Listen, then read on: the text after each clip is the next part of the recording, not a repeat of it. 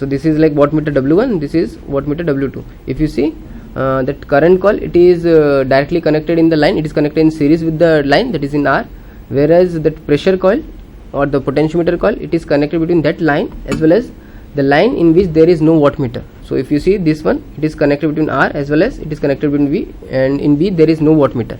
Similarly in W2, if you see, this is like current coil, so directly it is connected in series with Y, whereas this pressure coil or potentiometer coil, that is connected in between Y, that winding, as well as B, in which there is no wattmeter. Okay, here I can directly write as IR, IY, and this is IB, right? And these are the actually loads, we can say Z I have written, that is a load actually, right? The coil, it will be there. Okay, and this is the neutral point, right? So why this method is known as 2 wattmeter? Because if you see in this diagram, there are 2 wattmeters that are used for measuring the power for 3 phase, right? Because it is like, so here it will be 3 phase power supply, right? Here directly I can write as ERN or VRN, that you can write. Okay, here you can write as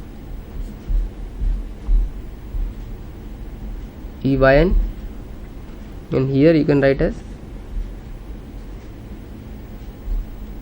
EBN, right? So this is the simple diagram actually. First of all, we should draw a diagram of a 2 wattmeter method, right, for 3 phase power measurement. Okay, next what we have to do is, we have to explain, because it is asked for 7 marks, we have to derive a relation also actually, how this 2 wattmeter method is used, and what is the value actually, how much power that this 2 wattmeter actually measures. Okay, so if you see in this diagram, already the diagram we have already seen, readings of wattmeter W1, that is for the current coil. So the current coil or the current measured in wattmeter W1, that will be equal to IR, right? Okay, and current measure in W1 will be IR. Okay, and if you see the potential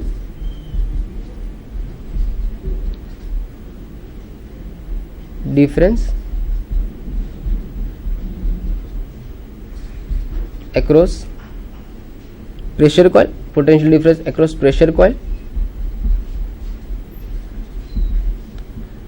again that is for W1, it will be, if you see the voltage, it will be that is related between the pressure coil, it is connected between R and B, so I am writing as VRB, right? So this is the potential difference between across pressure coil of wattmeter W1, right? Now if you see the phase, if you draw a phasor diagram of the same, this potential difference, it is in actually the relation between this current as well as the potential difference. If you see, it is a phase shift of 30 minus phi actually. So the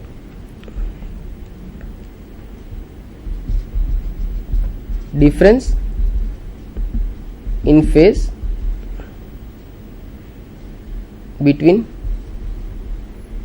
this current, that is like in IR, and potential difference, that is like again VRB, it is 30 minus phi,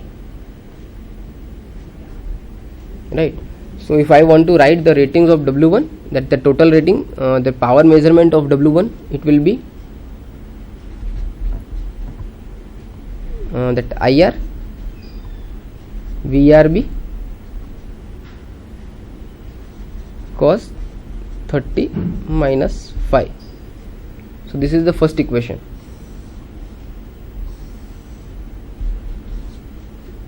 right? first of all we should draw this diagram, and from this diagram we have to measure like this wattmeter will be having like current, will be having voltage. Basically wattmeter gives power is equal to VI, so we have to write a relation between voltage as well as current. So if you see the current measure in W1 will be that in R winding it will be directly as IR, right? And the potential difference across the pressure coil it is connected between that line, that is that R winding, as well as the line in which that wattmeter is not connected. So it will be VRB. So difference in phase will be current, difference in phase between this current as well as this voltage potential difference, it will be 30 minus 5 if you draw a phasor diagram for the same. So the total rating W1 will be IR VRB cos 30 minus 5. So this is like for W1. Similarly, if we draw for, if we write a equation, current measured across this coil, that is for a W2. So if you see W2, that is in, it is connected in Y phase, right? So we directly can write as IY, right? Okay, and potential difference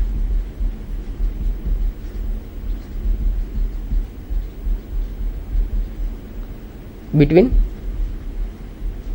or potential difference actually across the pressure coil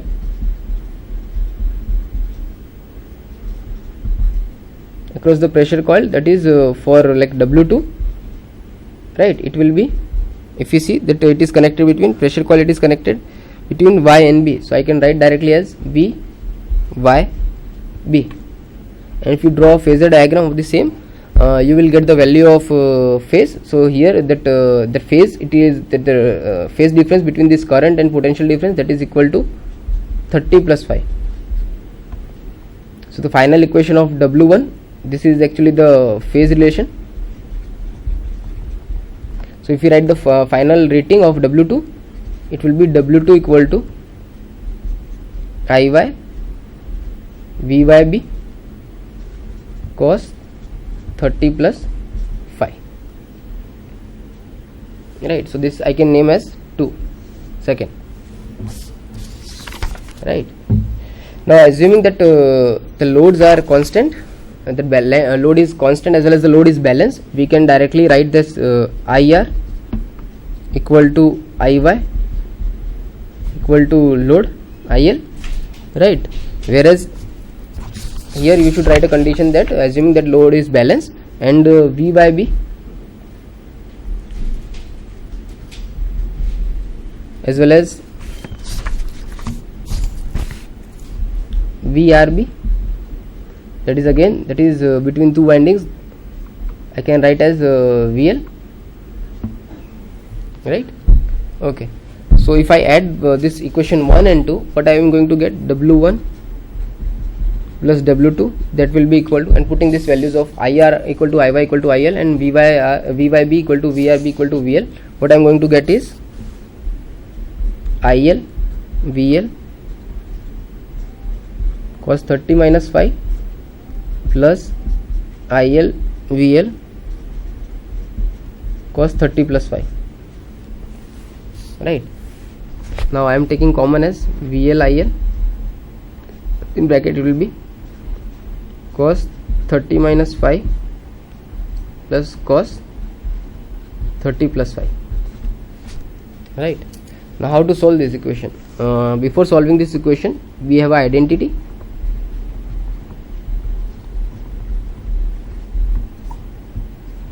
Cos of A plus B, that is equal to cos A cos B minus sin A sin B. This is one quantity, identity actually, right? Similarly, cos A minus B, that is equal to cos A cos B plus sin A sin B. So like before you solve for this equation, last equation, you should be knowing this identity. So what will be the final result? Final result will be W1 plus W2,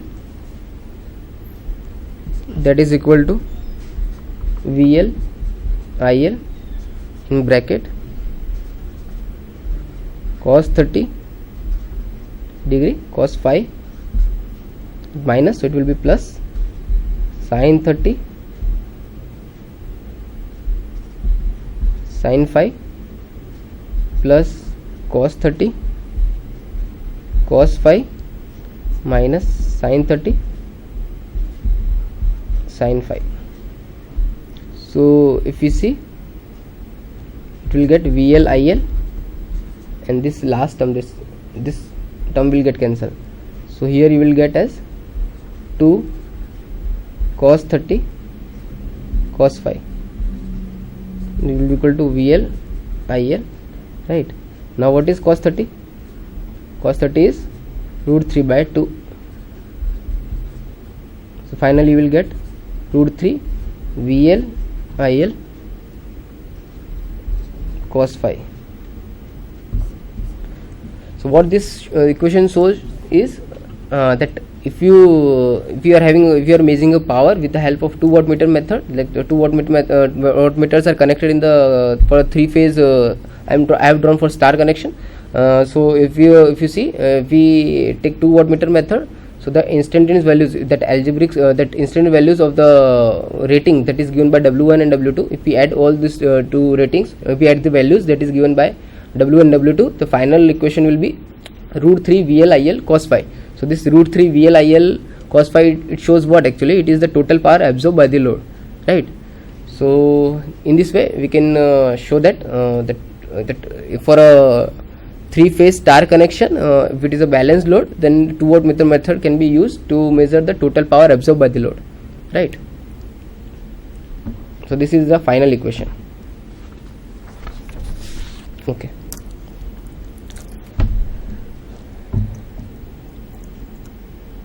Okay, so this is the next question, 7th question. Okay, so its question is like, state the types of fuse and explain any one. Okay, because it is asked like for 4 marks, it is just like we have to state that what do you mean by a fuse, and we have to explain any one fuse. So basically what before attempting this kind of questions, you should be familiar like what is fuse and what is the purpose of fuse actually. So if you write like the definition of fuse, it will give you a good impression for the examiner that the student knows what is fuse, and then you should proceed with the types of fuse, and then you should explain any one of them, right?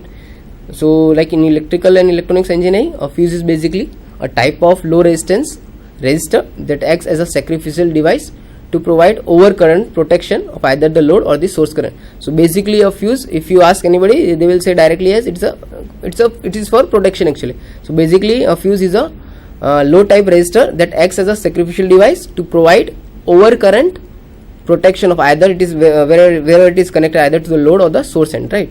So it is basically an essential part, and the essential part in this fuse actually, it's a metal wire or strip that melts when too much of current flows, which interrupts the circuit in which it is connected. Okay, so what happens actually if there is a like short circuit or like overloading or mismatched loads are connected, the device may get failure, right? So what this fuse does actually, that component in that fuse is a metal wire or strip that melts when too much of current flows. So it doesn't allow the circuit actually to get completed, and it will get disconnected. So this is the function of fuse. Okay, now the question is asked like, state the types of fuse.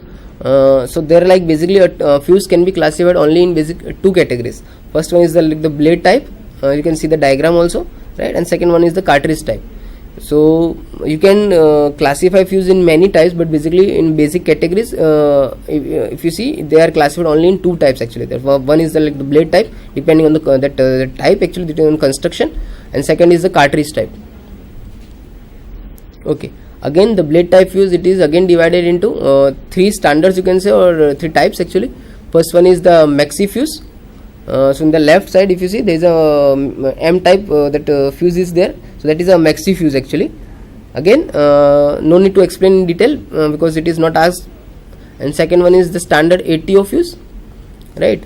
So auto or somewhere if you see, they will be written auto fuse or standard ATO fuse. And third one is the mini fuse actually, right? So that is small in size. That's why for devices where we want to fit this fuse in like small packages, this kind of fuses are used. So the third type of blade type is mini fuse. Okay, apart from these two basic categories, we do have some fuses that are used for automotive fuses, like automotive functions. So automotive fuses are used for protecting the wiring and electrical equipment for vehicles. So these fuses will be there in the vehicles actually. So again, in automotive fuses there are like several different types of automotive fuses, and again their usage, their application depends on the specific application, voltage and current demands. So what kind of current rating that circuit is there, accordingly we have to apply a fuse. Normally 5 amperes, 50 amperes fuse are there actually, right, switches that we are using. So automotive fuses again can be mounted in fuse blocks, that application where it can be mounted, where it can be placed.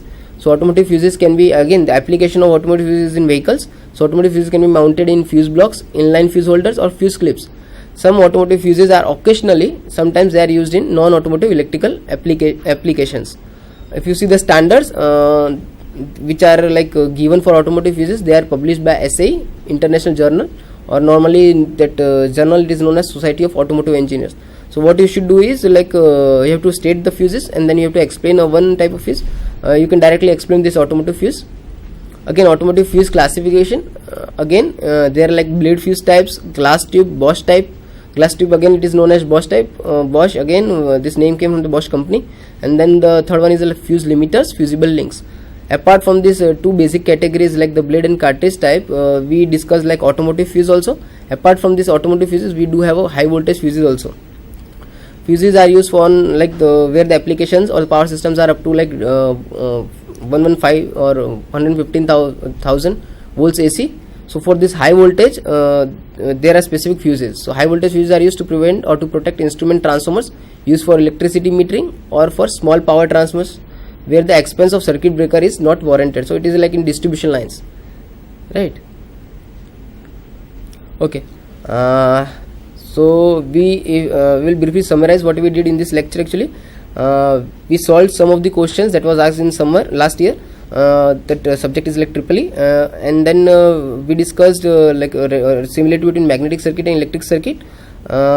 So finally we have solved almost like 6 questions. One question is again still remaining, that the last question we will see in the next lecture. For any queries you can contact me. My email ID is sachin.sharma@bapujgkv.ac.in. Thank you.